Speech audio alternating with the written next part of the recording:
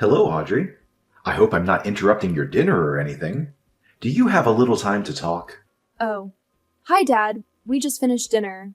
Just sitting around watching TV. What's the matter? Can I help you with something? I hope it's nothing serious. No, nothing like that. I just wanted to know what you're doing tomorrow. You and Gilbert are going to be home, aren't you? It's Friday, and I thought maybe you guys might be home. Yeah, Gilbert's back for a meeting at the head office on Monday, so he's returned today to spend the weekend together. As you know, he's assigned to the East Coast office until that project gets off the ground, so he wanted to relax at home for a change. He's scheduled back east on Tuesday. I sort of wanted to see my son, too. Would it be a bother if I stopped in tomorrow? I know you want to spend time with him, but just for a little while, perhaps? Do you plan to come alone? I mean, I just want to know because I would need to prepare lunch. Yeah, that's thoughtful of you. Thank you. And Gilbert hates it when his mother gets too possessive and starts doting over him. She tends to do that. To be honest, Gilbert called me and made me promise not to tell her he was returning. Right. We were just talking about that, as a matter of fact. He also made me swear not to mention a word about his return. Yes. Well, I had to lie to her. I told her I was seeing an old friend who happened to be in town, and that I was driving over to have lunch with him. I sort of feel bad lying to her, but I really have no choice. Actually, I'm really seeing this friend, so it's not if I'm really lying. You know what I mean? Oh, okay. That's way better, huh? I'll talk to Gilbert later so we can get our story straight, just in case. Yeah, thanks. Better to be on the safe side, just in case. Okay, so tomorrow I plan to meet up with my friend in the morning, and then I will head over. Is 1 p.m. or so alright with you guys? Yeah, no problem. I'll have lunch ready for you. I bet you're excited to see your son. Yes, I certainly am. Okay, Audrey. See you tomorrow.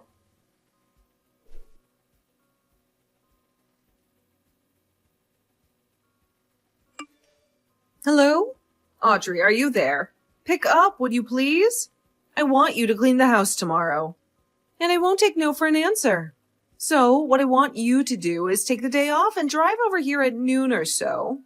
Please start with the living room. It needs a good vacuum. Excuse me. This is all kind of sudden, isn't it? I said no excuses. You have your car, right? Pick up some floor cleaner on the way here, would you? We're out. After you've done cleaning, I need you to go out and do some grocery shopping. I have to replenish some big items. Case of bottled water and a case of Audrey'd soup. I've got a whole list here. And you know I have a bad back, so help me out here, would you? I'm sorry, but I just can't make it tomorrow. I already made an important appointment. I really can't change it. What did I just say? I said I will not take no for an answer. Besides, what's more important than helping out your husband's mother when she's in trouble? You better get your priorities straight, Audrey. Well, my priority tomorrow is that I have an important schedule that I cannot change no matter what. I'm afraid you're going to have to take that no for an answer. End of story. But I'm willing to help you out on another day. But as for tomorrow, it's not going to happen. I'm really sorry about that. I'm just asking you to do a little cleaning and shopping for me for Pete's sake. That's the least you can do for your mother. Mother, where do you think I live? You're at least an hour and a half drive away. I can't just pop over there and do the cleaning and shopping and pop back home again. It would take the entire day. Am I hearing you right? What's an hour and a half drive on the way? That's nothing. You know what people call women like you? They call people like you foot draggers. A lazy bum is what you are. I just cannot understand why Gilbert even married you. How can you act this way towards your mother-in-law? No matter what you say, Mother, I'm not changing my schedule. And that's that. No further discussion required. Goodbye.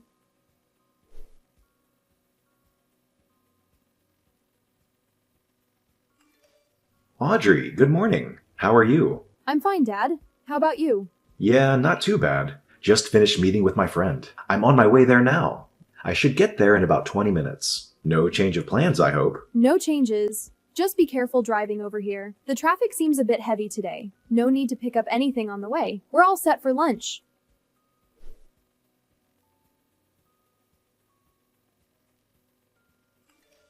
Audrey, where the hell are you? I thought you would be cleaning the living room about now. I always knew you were lazy, but I didn't realize you were this much of a good-for-nothing slacker. I waited all morning for you. I never thought you would defy me so blatantly. There are consequences for your insubordinate attitude. You do realize that, I hope. The living room still needs vacuuming, and you still have to pick up all those items at the grocery store. The store is not going to be open all night. I want this done today. This is the job of the daughter-in-law. You must get over here right this minute and get to work. I want you here in 30 minutes. No ifs, ands, or buts about it. You hear me, Audrey? There will be consequences if you disobey me. As punishment for defying me and not showing up as I asked.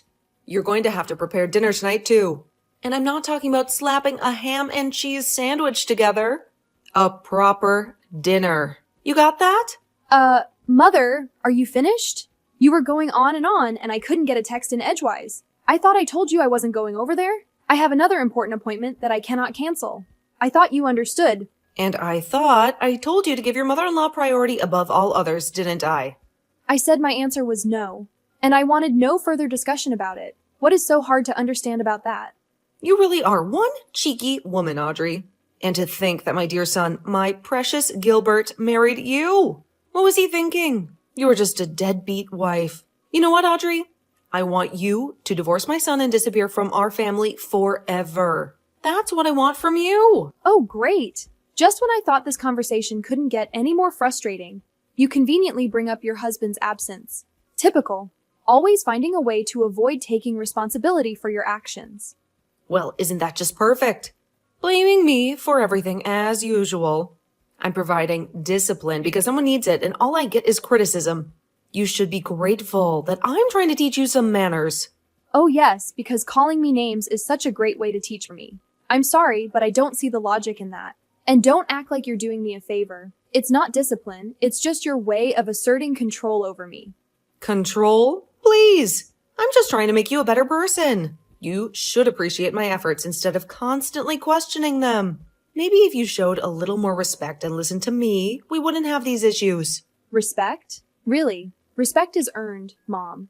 And you haven't exactly been the epitome of respect towards me. How can you expect me to respect you when you resort to name-calling and belittling me? It's a two-way street, you know. Oh, listen to Miss Perfect over here. So wise and righteous. Spare me the lecture, Audrey. I've been around longer than you and I know a thing or two about life. Maybe if you stopped acting so entitled, you'd realize that. Entitled? That's rich coming from you. You're the one who can't handle any dissenting opinions and throws a fit whenever things don't go your way. I'm not entitled.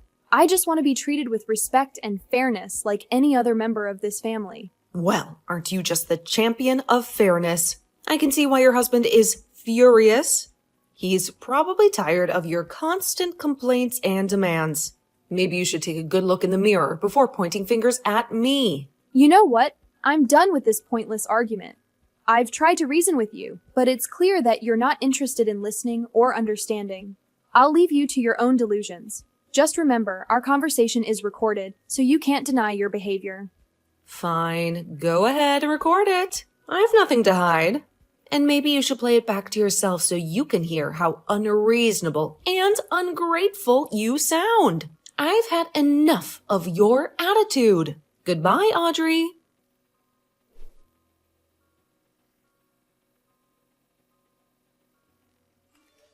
Caroline, what is wrong with it? What is this all about, for God's sake? I wish you would put a stop to all of this. Why do you have to treat Audrey so horribly? What did she ever do to you? Is that you, Philip? What is this? Why are you texting me? I'm over here at Audrey and Gilbert's place right now. Audrey showed me what you've been saying to her. What is this? A lazy, deadbeat wife? Really? How could you say such things to Audrey? What? You're at Gilbert's place now? Why? Gilbert came back for a few days. Apparently, he has a meeting at the office on Monday. He wanted to spend time with Audrey over the weekend. I heard he was here. So on my way back from meeting my friend, I stopped in to say hello. Pardon me? Gilbert is back? He's home now? Why didn't anybody tell me what's going on here? This is the first time I'm hearing of this. Yeah, of course you haven't. I kept it from you. I didn't want you to know. If only you had told me, I would have gone with you today. How could you not tell me, Philip? If I had known, I could have gone over there and provided Audrey with the discipline that she needs to become a better housewife. Why didn't you tell me, Philip? You want to know why I didn't tell you, dear? That's because Gilbert asked me not to tell you. Huh? Gilbert asked you not to tell me? How can that be? Why would he do a thing like that? You really don't get it, do you, Carolyn? Don't you see what you're doing? Get what? What are you talking about? What do I not get, Philip? It's the fact that Gilbert is keeping his distance from you. He's avoiding having to deal with you. Keeping his distance? Did he say that? Then he wants to avoid dealing with me? But why? I don't believe you, Philip. Why would my dear son want to avoid me? His own mother? I brought him up. I adored and doted on him since he was just a baby. I devoted my life to my son. How could such dedication and love not get through to him? How could he not feel the love I feel towards him?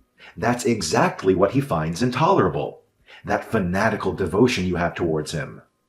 But is it really love? Isn't it just arrogance? A form of narcissism? I really wish you would wake up and smell the coffee. How dare you say that to me, Philip? How about you? What have you done? Tell me, Philip, as a father, what have you done for Gilbert? That was so great. Did you shower him with love like I have all these years? As Gilbert's father, I think I've done what's necessary. I know that I am always here for him when he needs me, and I would do anything for him if asked. Pardon me? That's all? That you're there for him? I could say the same. Well, let me give you 2 examples of what I mean. The first example is Gilbert introduced me to his best friend, an old classmate of his from college. Excuse me? His best friend? What's that have to do with anything? It has everything to do with it, Carolyn. His best friend, Fred. You know Fred, right? Wait, Fred? Are you talking about that Fred? He's that parentless boy? That orphan? That Fred? I told him not to associate with him. He is not of our caliber. That's the one. You do remember him, don't you? How could he be Gilbert's best friend? You must be mistaken. You know that people like that, kids who grow up without parents, don't amount to much. Well, that Fred that you so abhor, he's currently the CEO of a major corporation. A corporation that generates over $1 billion a year. No, that can't be right. Not that orphan. He graduated from a top university all on his own. Finished at the top of his class right after he graduated. He started his own company and in no time built it to what it is today. When Gilbert first met him, he told me that I knew Fred would go far, that he succeeded beyond anyone's wildest dreams. And he was right. Unlike you, Gilbert has a good eye for people. He knew Fred would make a name for himself someday. He had no doubt in his mind. That Fred? That parentless young man? He runs a $1 billion company? He's the CEO of this company. Are you serious? And the second example. This concerns Audrey, Gilbert's wife, and your daughter-in-law. Gilbert introduced me to her 2 years before they even got married. He told me that he was in love with her and was seriously thinking about marrying her. He introduced Audrey to you 2 years before they got married? That's right. At the time, he told me he was going to introduce you to Audrey right before getting married. As I recall, it was like 2 or 3 months ago, wasn't it? He was sure you'd kick up a fuss and would totally reject the marriage outright. Is that why he rejected that nice woman that I was going to introduce to him back then? It was because he was already going out with Audrey. He was already planning to marry her. Is that what you're saying? That's exactly what I'm saying. And who was this woman you were going to introduce him to anyways? You know her too. It's Sandy, from when he was in high school. You remember her. Wait a second, Carolyn. That's Sandy? Are you out of your mind? Why are you so shocked? I worked with her at the mall. She's so nice and very energetic and friendly. She would have been perfect for Gilbert. Did you know that their father is a company president? Sandy is much more suited for Gilbert than Audrey. Wasn't her father just some company clerk or something? I never really asked her. You're forgetting one thing, Carolyn. I heard that this Sandy has 3 kids, and she's not even married, for God's sake. On top of that, they aren't even sure who the father is. And you wanted Gilbert to marry this girl? But pardon me, where did you hear that? Not only does she have 3 kids, she's been divorced twice. I heard that her parents are so fed up that they're not even talking anymore. Is that true? You're not making that up, are you? I had no idea Sandy had. Everybody knows everybody around the area. Where have you been? I'm surprised one of your lady friends wasn't gossiping about it. Your discriminatory views are apparent, Carolyn. You only look at things superficially. How could you say that? Are you saying that I'm prejudiced? That was not my intention. I'm so glad that Gilbert has an eye for people. He knows good people when he sees them. If we had left it up to you to decide who Gilbert should marry, I'm sure he would have suffered the consequences. I'm glad he defied you and made his own decisions. His life would have been very different. I thought only of his happiness. I thought it was best for him. That's all. We really got off track, haven't we? I suspected that you probably had ill will towards Audrey and probably called her a name or two, but this? Are you serious, Carolyn? How could you call her such despicable names? Like I was saying, this was merely part of disciplining her. She'll never be a good housewife if she's not taught proper manners. A lazy, deadbeat wife is going a little too far, isn't it? You come off as a hateful bully is all. Gilbert is standing right here next to me. He's in total agreement. You've gone too far, Carolyn. No, this can't be. Gilbert wouldn't feel that way towards me. I'm going to head home pretty soon. You will be home, I hope. We need to sit down and talk, Carolyn. We need to discuss our future. Discuss our future? What are you talking about? 10 years ago, I was forced to accept defeat because of your reaction, your total hysteria. But this time, I've had it. There are just too many complications involved this time. I cannot ignore it any longer. Unlike 10 years ago, my mind is set. There is no one who is going to change my mind. You can become enraged all you want. Become hysterical all you want. My decision is final. Huh? What do you mean final? Are you serious, Philip? Where did you disappear to, for Pete's sake? I want you to reply this second. This is an emergency. Where have you gone?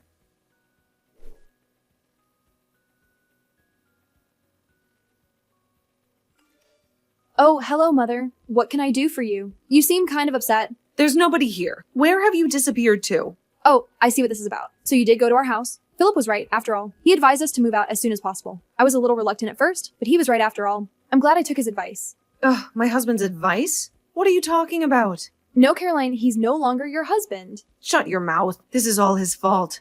All Philip's fault. He just could not comprehend the love and consideration that I devoted to Gilbert. Unlike my husband, I was always thinking of my precious son. Always. But Gilbert will come around one day, I know it. He'll look back and understand all that I did for him. I see you have not come to grips with what you did, have you? After that harsh condemnation that Philip gave you and you still don't understand? What more do we have to do to make you see? What do you know? You have no right to lecture me. You've only been with Gilbert for 3 or 4 years. I brought him into this world and raised him to be the man he is. You will never understand that bond. The almost 30 years that I spent with him. It's a never-ending eternal bond. It was Gilbert, your devoted son, that suggested that we move and relocate. More accurately, he made the decision to take me to his current place of employment. He put in a transfer to the position back east. He wants to make it permanent, and the company agreed. You're moving there? To his current office? Seriously? What about your own job? Did you quit? No, of course not. I was permitted to work remotely so I can work from anywhere now. Very convenient, actually. I see. Well, then I will pack some things and be over there by the end of the week. I don't think so, Caroline. The address over here is not the one you were told. That was a company dorm. We found a more permanent place. What? You found a new place already? Where is this new place? I'm sorry, but I'm not permitted to divulge that information. After all, we moved in order to get away from you, so why would we tell you? You're trying to pull Gilbert and I apart. All I'm doing is obeying Gilbert's requests. As his wife, I have to obey his every command, right? Isn't that what you always told me? I can't believe that Gilbert would never do that. You're hiding it from me. Gilbert will tell me. I'm sure of it. Okay, whatever. Think how you I really don't care if you believe me or not, to be honest. But if you continue to disregard Gilbert's feelings, if you continue to deny reality, I'm afraid you'll never see your son again. Pardon me? Not seeing my son? Not see my Gilbert ever again? There is nothing further for me to say to you. So maybe we can cut it short. What do you say? Goodbye? Wait. And don't cut me off. What do you mean? I won't ever see my son again? Don't you dare cut me off. Audrey? You'll regret this, Audrey!